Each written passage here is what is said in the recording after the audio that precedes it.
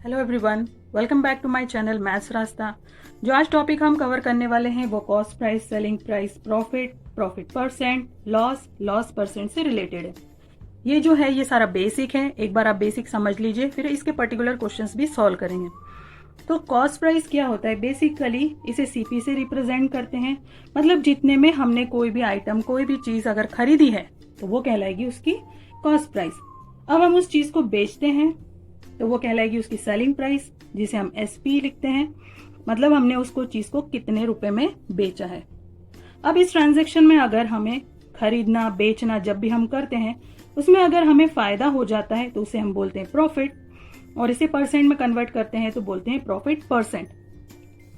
अगर cost price, selling price मतलब हम कोई चीज खरीदते हैं और उसके बेचते हैं, उस दौरान अगर हमें कुछ नुकसान होता है तो हम उसे बोलते हैं लॉस, और अगर उसे हम परसेंट में बदलते हैं तो वो कहलाता है लॉस परसेंट। तो ये एक व्यू था पूरे टॉपिक का। अब हम इसे एक एक करके पूरा चेक करते हैं कि इसे करना कैसे। तो मान लेते हैं कि मैंने कोई भी एक आइटम खरीदा, कोई भी एक चीज खरीदी, उसको मैंने ₹100 में खरीदा तो वो उसकी कहलाएगी कॉस्ट प्राइस।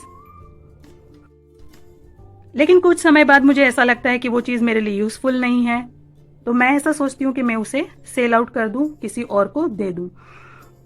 तो अब मैं उसे देती हूँ ₹120 में, जिसे कि बोलेंगे सेलिंग प्राइस। मतलब मैंने खरीदा था ₹100 में, अब मैं उसे बेच रही हूँ जो कि सेलिंग प्राइस है ₹120। अंडरस्टूड? खरीदा कम में था और बेच ज्यादा में रहे, क्योंकि इन सब चीजों को खरीदने में मुझे भी तो आना जाना लगा ना, तो एक्स्ट्रा चार्जेस इसमें एड अप कर दिए। ओके, नाउ अब हम जब देखते हैं तो सेलिंग प्राइस ज्यादा है कॉस्ट प्राइस से। मतलब क्या है कि ₹120 दिख ही रहे हैं कि ज्यादा है ₹100 से। तो जब भी ऐसी कंडीशन होती है तो हम उसे बोलते हैं प्रॉफिट, कि भाई मेरी एक्स्ट्रा अर्निंग हुई, मुझे ₹20 का फायदा हुआ है। मेरी एक्स्ट्रा अर्निंग हो गई कैसे? मैंने ₹100 में परचेसिंग किया था, ₹20 ज्यादा लगा के मैंने उसे बेच दिया है। तो अब मेरी जब एक्स्ट्रा अर्निंग हुई है तो मैं उसे बोलूंगी प्रॉफिट, जिसे कि बोलते हैं फायदा। ठीक है, अब कितने रुपए का फायदा हो रहा है ये तो दिख ही रहा है, लेकिन जब नंबर ज्यादा ग्रेटर होते हैं, इनसे 100 से ज्यादा बड़े नंबर्स होते हैं, बड़े डिजिट्स होते हैं, तो उसे कैसे कैलकुलेट करते हैं? तो उसका फॉर्मूला है profit is equals to SP minus CP. तो एसपी कितना है हमारा? ₹120। कॉस्ट प्राइस कितनी है हमारी? 100। तो ₹20 का हमें प्रॉफिट हुआ है। ठीक, यहां तक फायदा पता चल गया। ₹100 में खरीदा था, 120 में सेल किया है उसे, सेलिंग प्राइस हो गया। सेलिंग प्राइस ग्रेटर है कॉस्ट प्राइस से तो फायदा होगा, कि मतलब एक्स्ट्रा अर्निंग्स हो रही है। कितने का हुआ है तो हमने सब्ट्रैक्ट करके पता कर लिया। अब इसे परसेंट में कैसे बदलते हैं? तो हम लिखेंगे profit percent is equal to profit upon CP into 100। ठीक, तो प्रॉफिट कितने का है? 20 का। कॉस्ट प्राइस कितनी है? 100 मल्टीप्लाइड बाय 100, क्योंकि परसेंट में बदल रहे हैं, 100 से 100 कैंसिल हो जाता है, तो हमें मिलता है 20% का प्रॉफिट। तो आप समझ गए होंगे कि कॉस्ट प्राइस अगर ₹100 रखते हैं, सेलिंग प्राइस 120 मतलब ज्यादा रखते हैं कॉस्ट प्राइस से, तो हमें होता है प्रॉफिट, मतलब एक्स्ट्रा अर्निंग होगी। इसे पता कैसे करते हैं? प्रॉफिट कैसे पता करेंगे? कितने रुपए का फायदा हुआ है, तो सेलिंग प्राइस पहले, कॉस्ट प्राइस उसके बाद, दोनों को सब्ट्रैक्ट करेंगे। जो अमाउंट आता है उतने ₹, का हमें पूरे ट्रांजैक्शन में मुनाफा हुआ है, उतने ₹। का। अब इसे परसेंट में बदलना है तो लिखते हैं profit percent is equal to profit by CP into 100। Value putting करेंगे, कैंसिलेशन करेंगे तो वो परसेंट में पता चल जाए। अब आ जाते हैं सेकंड पार्ट, लॉस पर। मान लेते हैं कि कॉस्ट प्राइस यानी जो हमने चीज खरीदी है उसका ₹100 है, तो हमारे लिए कॉस्ट प्राइस हुआ। जब हम उसे सेल करने जाते हैं तो हम उसे ₹70 में बेच पाते हैं, क्योंकि सामने वाला जो है वो उसको ₹100 में परचेसिंग नहीं करना चाहता है, वो उसके ₹70 देता है। अब क्या देख सकते हैं कि इसमें कॉस्ट प्राइस ज़्यादा है और सेलिंग प्राइस कम है। खरीदा ज़्यादा में था, बेच कम में रहे हैं, तो हमें किसी तरीके से क्या हो रहा है, नुकसान। मतलब हमारे पास से अमाउंट ज़्यादा चला गया है और मिल रिटर्न में कम रहा है, तो हम बोलेंगे इसे लॉस। अब इसे कैलकुलेट कैसे करते हैं?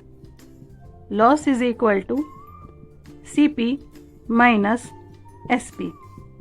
कॉस्ट प्राइस 100 रुपीज़, बेच रहे हैं 70 रुपीज़ में, तो हमें 30 रुपीज़ का इसमें नुकसान हो रहा है।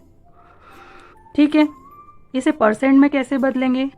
तो loss percent is equal to loss upon CP into 100। Loss कितना है? 30 रुपीज़ का। खरीदा कितने में था? 100 रुपीज़ में। तो 30% का इसमें हमें लॉस हो रहा है पूरे ट्रांजैक्शन में।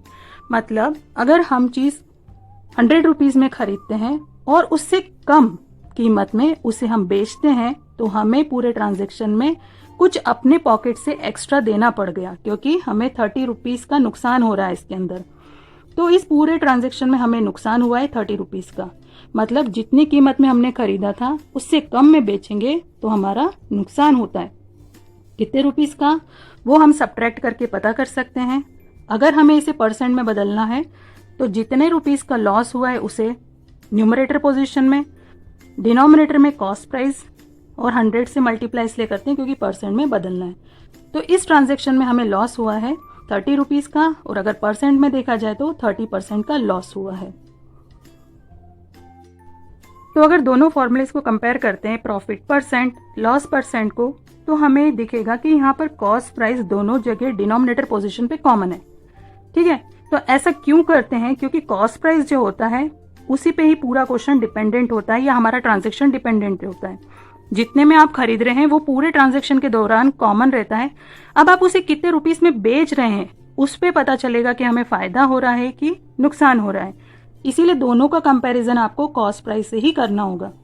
मतलब यहाँ पर आप लिखेंगे profit by CP into 100, loss percent में लॉस बाय CP इंटू 100। ये बात हमें याद रखना है। तो ये पूरा इंट्रोडक्शन था इन टॉपिक्स से रिलेटेड। तो ये पूरा बेसिक था जो आपने आज सीखा है इसके अंदर। अगर आप इससे रिलेटेड क्वेश्चंस करेंगे तो आपके लिए बहुत इजी हो जाएगा। आपको सिर्फ वैल्यू पुटिंग करना है और इनको आप कैलकुलेट इजीली कर पाएंगे। आपको अगर एक्सप्लेनेशन समझ में आया हो, अच्छा लगा हो, तो लाइक करिएगा वीडियो को, सब्सक्राइब करिए मेरी चैनल को। Thanks for watching my video. Bye bye, take care.